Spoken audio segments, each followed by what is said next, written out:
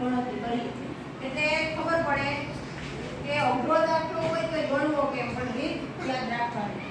કારણ કે હજી ત્રિકોણની ગણતરી આવશે, લંબચોરસની ગણતરી આવશે, ત્રિકોણની અંદર પાછા એના પાયા હોય એની ગણતરી પણ વચ્ચે વચ્ચે આવશે. એટલે ઈ દાખલા ઈ યાદ રહે તો આ સૂત્ર યાદ રાખો તો એ દાખલા પણ આપણને યાદ રહી જાય.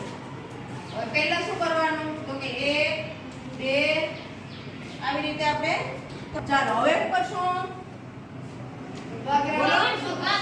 સુગાક્રમાંક. હા 2 3 4 5 ને 6. ત્યારબાદ હવે આપણે બેનું શું કરશું? પહેલા 9 સાથે કોનો ગુણાકાર? 6 નો.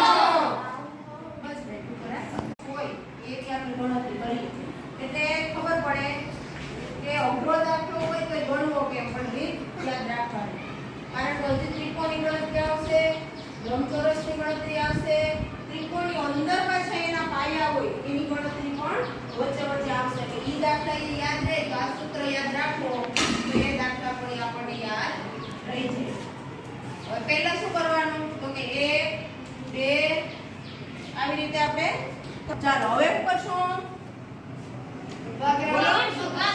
સુગાક્રમાંક. હા 2 3 4 5 ને 6.